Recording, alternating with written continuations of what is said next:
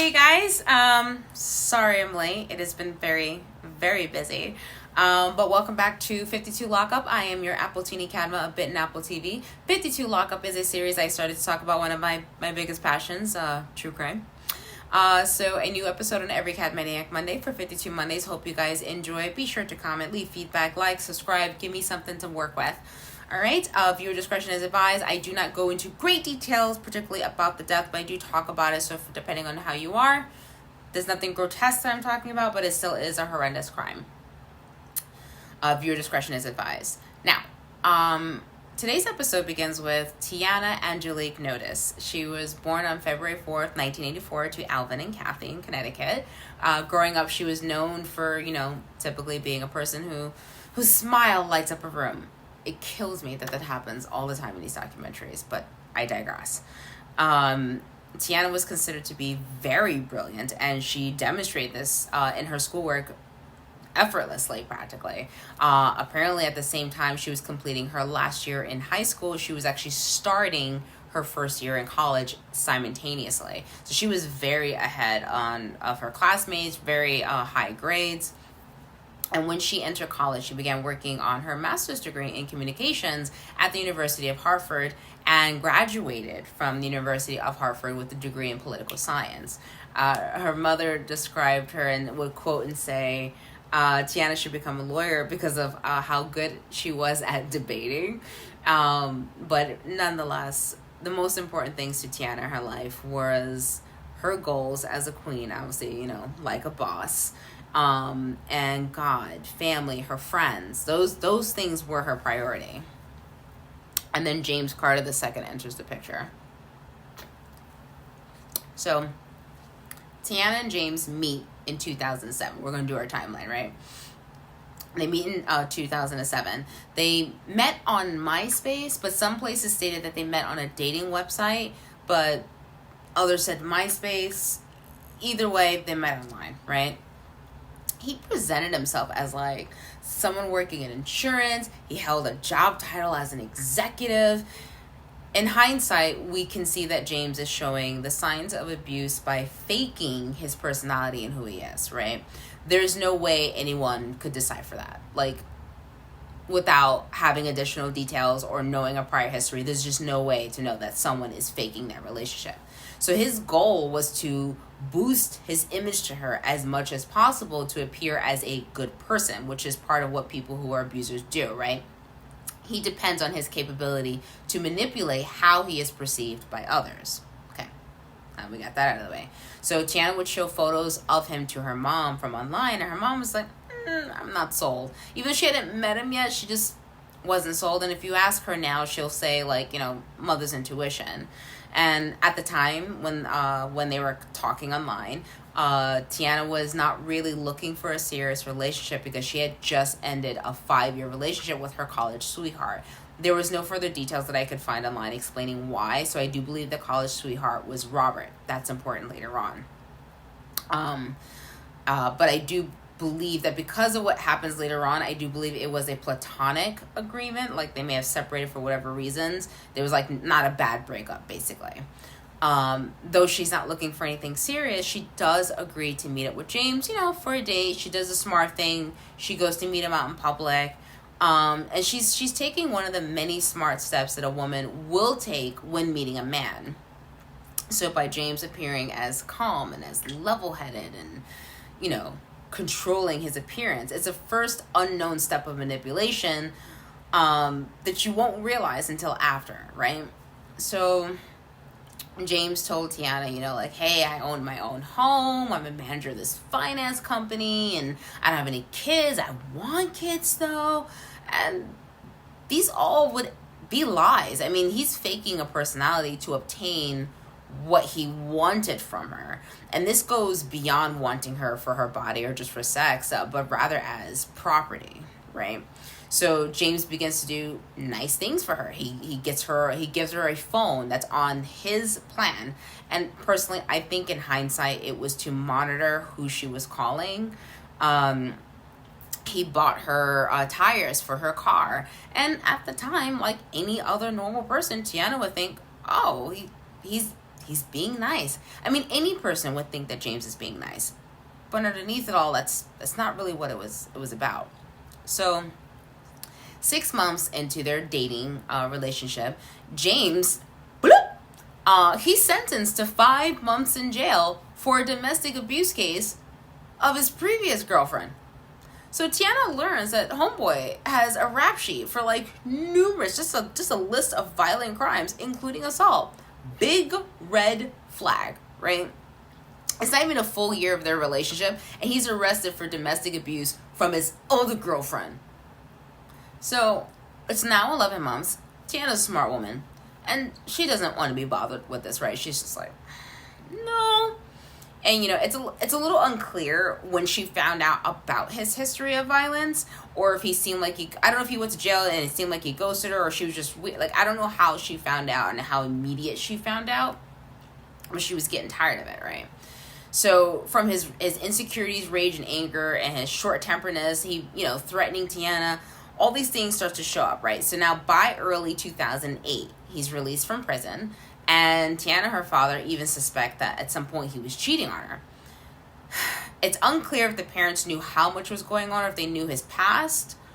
But there's all this stuff going on, right? So 2007, 6 months together, 5 months in prison, 2008, right? So if she did return to him, right, it did demonstrate that at some point there was a high level of abuse going on, right? It's not a foreign idea that abuse victims return to their abusers, right? And the reason behind this psychologically falls under the fact that leaving an abuser is a big decision in someone's life, right? She's still young. They met when she was like 23 years old. And it sounds insane to some people, but people do grow accustomed to their abuse, right? A victim will likely leave their abuser when they have a support system, especially coming from others. It's not guaranteed, but there's a higher chance of it. And also, victims often blame themselves for their abuser's behavior, while the abuser blames the victim too, like, this is your fault. So you got to look at her. She's got a support system with her parents, her friends, her family. And this is what really helps pull her out of that dark relationship a lot faster than what would have been anticipated for any normal toxic abusive relationship, right? So now it's 2008. Tiana is like, James, it ain't working out. He's not happy about this. So Tiana ending the relationship was a threat to his control over her, right? And abusers do not like their victims standing up to them. Her breaking up with him was just another factor to why he would not turn her loose in life, right? She files a restraining order against him out of concern, which, again, a smart move. She leaves him, you know what I mean? Like, she's following all the protocols. However, without a lot of proof, Tiana was going to have trouble, like, gaining the support of the police, right? So James, in response, tries to prove that Tiana is harassing him. So now this looks like a lovers quarrel, right? And usually most people do not want to be involved in those trivial moments. I certainly don't, and I hate giving my opinion when it comes to relationships. I'll give it if you ask, but I hate doing it. January 13th, 2009, Tiana goes back to the police saying she's been receiving emails that she believes were from James. Some of them were directly from James, and some of them she was unsure. So the police told her unless she had, more hardcore proof to prove it was him, we can't do anything. So Tiana also begins receiving emails from a woman named Jessica Banderas, which I personally think was James. The woman in the emails claimed to be James's ex-girlfriend and was threatening her. Anyways, the emails was very nasty. They were nefarious and threatening, and Tiana received these emails like literally every day. And she was using it as her way as providing proof to, to the courts, to the police, whatever. Right? And some of these emails that she received said, "Trust me, baby girl, you are going to lose everything. As God as my witness, punishment is on the way, so be prepared. You will have bad luck. You hear me? Remember this email when karma bites you in the ass." So Tiana goes to Plainville Police Department to report him for violating the restraining order, right?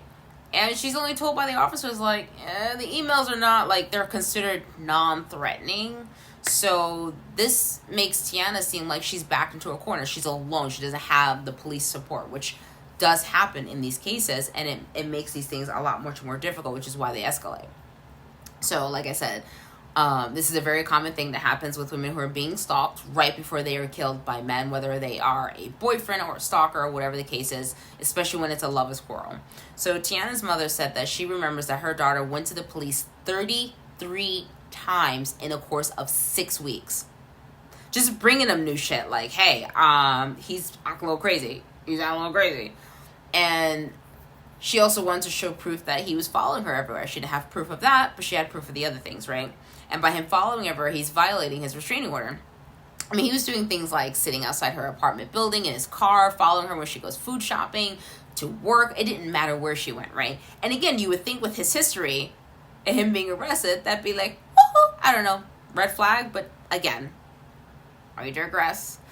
So finally, after a while, her being able to provide proof, right? They go to court, and James gives his story like, she's harassing me. Right? So the judge's solution to the both of them is that they both are given a 6-month restraining order against each other. So to me, what that says is that the situation is not being taken seriously, and you're like, I don't know what's happening. I'm just going to punish you both. But whatever. On January 31st, 2009, James went back to the police station, and he goes, Tiana sent me this flyer. It has her name, her picture, and a phone number on it. Right? And the police were like, really, James? So they got to investigate it anyway. They do that. Tiana denies the letter, of course, because she didn't send it. So now we're all the way into February 2009, right? And this has continued to escalate because he's not letting this go. So Tiana begins talking to her ex-boyfriend, Robert. So at this point, they're planning to get back together, even get married, and according to Tiana's friends, James apparently knew this like several weeks before. And I think that's what triggered James's harassment to like go up a notch, right? And this is going to be important, right? Because not only is James losing control, this just puts him on edge, right? Many recognize that he was becoming more and more mentally unstable, right? And there just wasn't enough done to like protect anyone, right? And according to Tiana's mother, like when she describes the last few months of her daughter's life, she said they were like heavy and very trying because the police didn't help. So Tiana was getting so scared at some point that her parents ended up installing a surveillance camera outside of her apartment. So again, she has a support system. Her parents were stepping in as much as they could. And it was heartbreaking for them because her mother was getting phone call messages and voicemails where it was like, Mom, you wouldn't believe these people. They treated me like dirt. They didn't believe anything I told them. They thought I was lying. And one officer accused me of having a fake restraining order. And it got to the point that her mother spoke directly to the sergeant about what the hell was going on. And he just, according to the mother, she says he snarled at her and goes, oh, nothing's going to happen to your daughter. Well, the sergeant was incredibly fucking wrong, right? Because he's wrong. He's not taking it seriously. And Kathy's over here worried that her daughter's going to become another domestic violence homicidal statistic. So it's like, really, bro? And he has a violent history? Okay. So February 7th, right? Tiana steps out. She finds her car vandalized in her apartment house parking lot. All of her tires are slashed. I'm sure it's the tires that he bought. I don't care. She knew it was him. Had no proof. She goes to her parents. Her father installs a surveillance camera. Right? So Alvin is there. He's all like, we got this. The same night, he decides he's going to spend an extra 4 hours doing additional things so she can protect herself, right? He's playing role-playing games with his daughter, like a LARPing game of survival, and he's pretending to be someone who's coming to attack her so she can figure out how to defend herself, where she would run, what she could do. I mean, he's practically LARPing with his daughter so she could survive. What the fuck? So the following day, when she returns home after all this, there's a letter pinned to the front of her door that says, Tiana, forgive me. I never cheated on you. If I'm lying, may God take my life. Too bad he didn't. Forgive me for everything else I have done. Unfortunately, there's no footage of this, right? Carter penning the letter on the door because the tape ran out, right? So what he did with that letter it's very common in abusive relationships, right? It's the recovery stage. It's when the abuser will punish their victim and then proceed to be kind, ask for forgiveness with the true expectations to receive what they are demanding of their victim. It is literally a continuous vicious cycle. And unfortunately, it's very common in very toxic relationships, whether you're looking at between lovers, friends, family, and that includes parent and child, right? It's a vicious cycle. So the tape may have ran out, right, that day. However, the letter was something else, right? The letter was given to the Plainville police, and they called Carter, and they're like, buddy boy, come here. Write on this piece of paper. We're going to do a handwriting analysis, right? Because now they may get him, right? So they're getting a sample of his handwriting. And the family was actually excited because now this proves he's violating the restraining order, right? They're very close to celebrate, like, oh my God, if he finally gets arrested, like, this can all end. So her father specifically told Tiana, don't go home. We don't know where he is. Don't go home. But the next day, on Valentine's Day evening, Tiana makes a very big mistake of going back to her apartment to go pack a bag, completely unaware of the fact that her ex-boyfriend was lurking in the shadows of her apartment complex on Valentine's Day evening, waiting for her to come home. As soon as she gets to her front door, Carter just stomps on her. Tiana is stabbed 20 times, twice in the heart. But while this is going on, she still manages to have the strength to make a 911 call. And she says, I'm bleeding to death. My ex-boyfriend just stabbed me to death. Her neighbors come to help her. You can hear her on the phone call fading fast. Then she loses consciousness. She's rushed to the local hospital. Her parents, of course, naturally would remember in great detail of the fact that they got to the hospital midnight. And the mother remembers deeply the expression on the receptionist's face when the parents had identified themselves and who they were looking for. They talked to the surgeons and the team of doctors that they tried really hard to save Tiana's life. The doctors even performed a hand massage on her heart, but by then she lost way too much blood. And just so you know, hand massages to the heart help with the heartbeat in regards to like slowing it down enough. So what it does is that it actually lessens the pressure that's put on the heart to circulate the blood properly around the body, and it soothes the rapid heartbeat, right? So your body is beating fast because something's happened and your body's going into panic because like blood is not getting to where it needs to go. So the massage will be like, it's okay baby, it's okay, right? It's to help the body maintain homeostasis as best as it can in order to relieve physical and emotional stress from the body, right? Unfortunately, it didn't work. By the time we get to court, her father actually read one of her saddest poems to the jury called Chapter Closed, which was actually about her leaving James. And it talked about being released from his abuse, anger, temper, torture, control, jealousy, insecurity, his threats, his ego, everything. I mean, when she died, her parents, and I mean, everyone knew it was James Carter II. There was no hesitation. Everyone knew. The cops, everyone knew, like, it's him. He's now serving 60 years without parole for the savage slaying of Tiana Notice. Now, Tiana's case actually helped influence a lot of changes to the state laws. Her parents, with the help of Connecticut State Senator Mae Flexer and former state legislator Karen Jermock, put together, Tiana Angelique Notice Foundation. Links below, by the way, in the description for the foundation. That provides awareness and teaches a lot and like helps women who are in trouble in these kind of situations.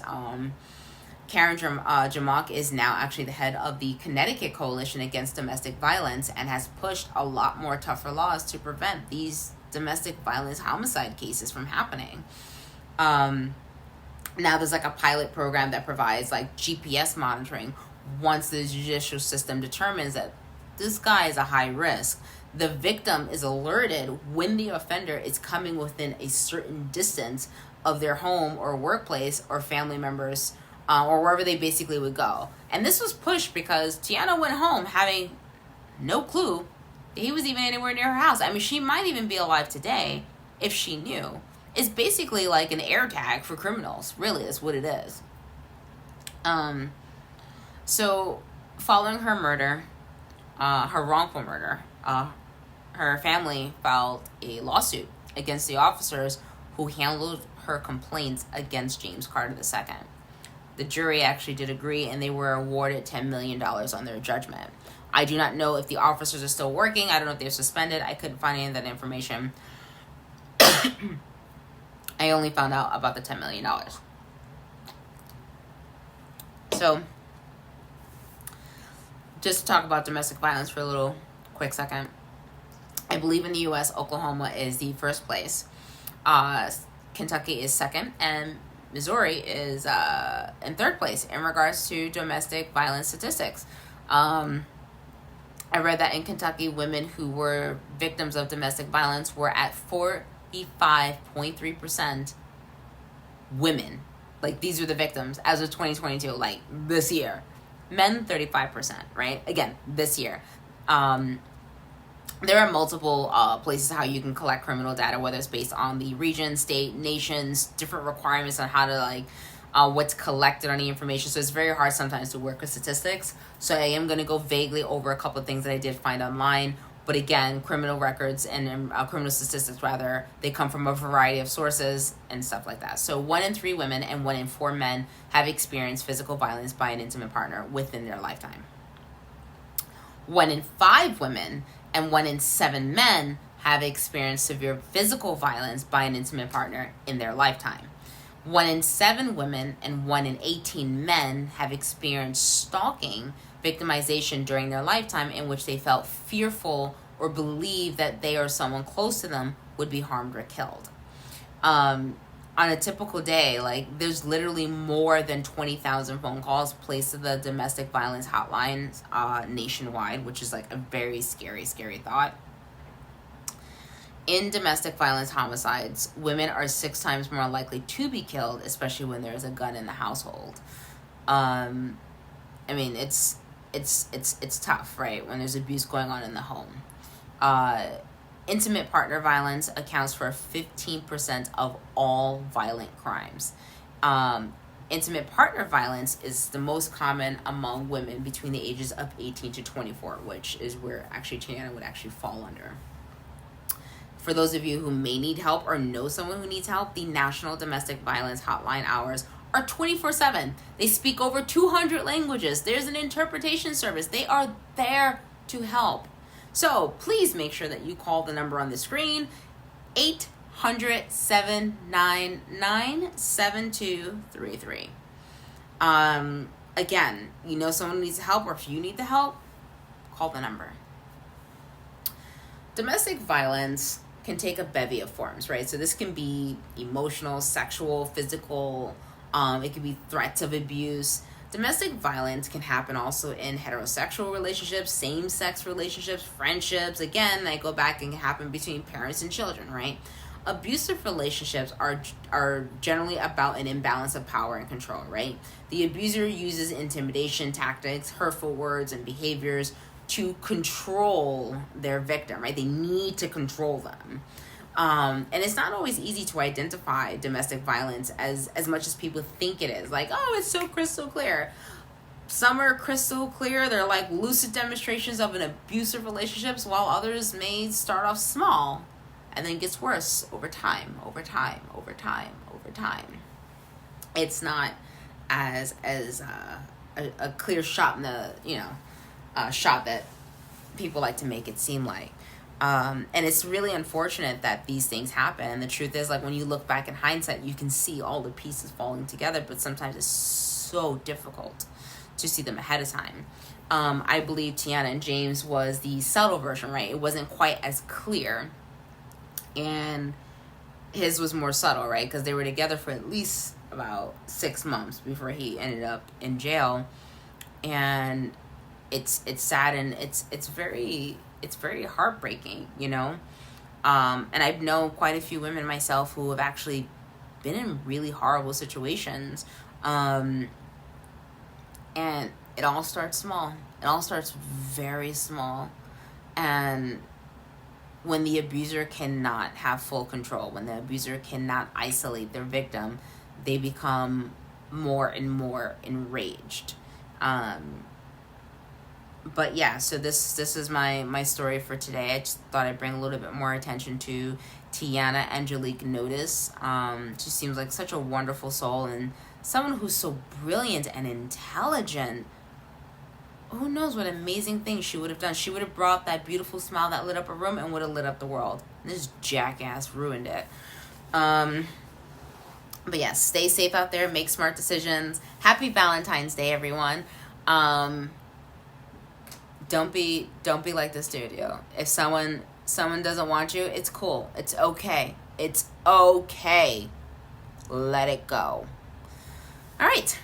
Everyone have a good night. Hope you guys enjoyed. Again, give me some feedback. Let me know what you think. And I will see you on the next Cat Maniac Monday. Even if I have to post it late, it's still happening on Monday. Thank you so much. Bye. Woo!